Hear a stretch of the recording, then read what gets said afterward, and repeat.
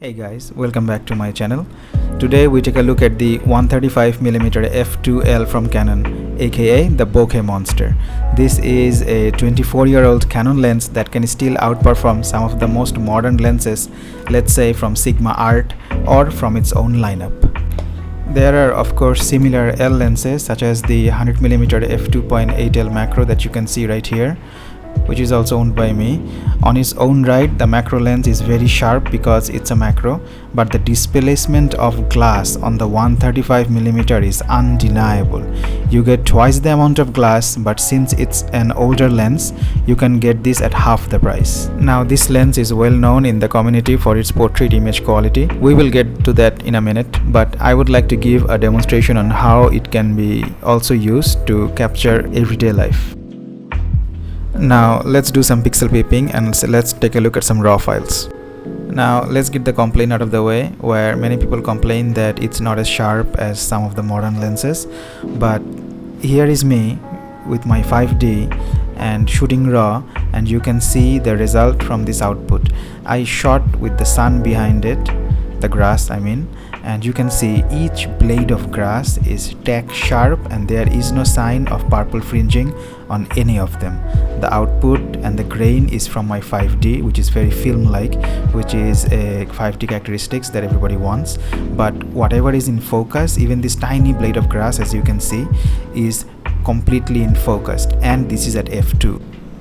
The resulting JPEG fine files are of very high quality and sometimes even rivals that of the raw files itself, because it still contains a lot of information.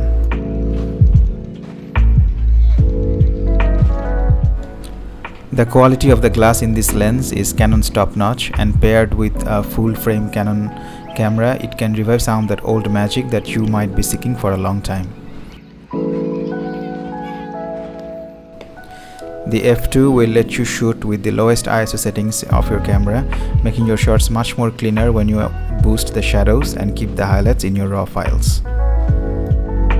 Now the front of this lens is much bigger than some other lenses from Canon, but if you have a bigger body like I have here, it actually balances out very well. The focus ring reacts instantly and is buttery smooth. It is very precise.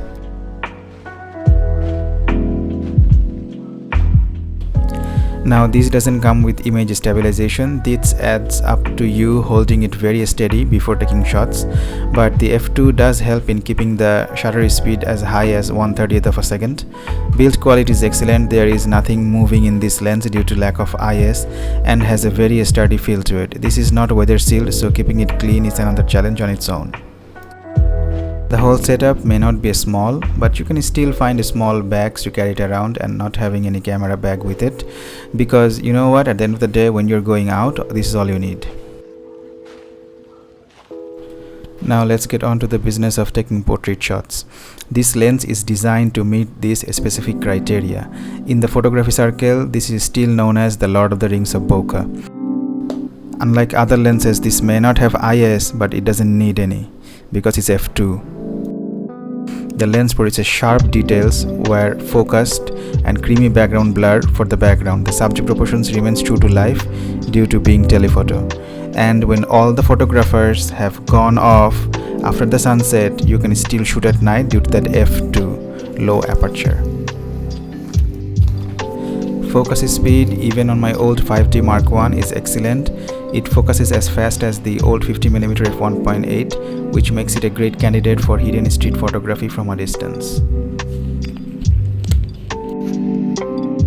Overall, this lens should be around $600 to $700 on eBay, and the 5D should be $300 to $350. So overall, with just $1,000, you can have an amazingly high quality solid photography setup that can tackle some new generation hardware from any manufacturer.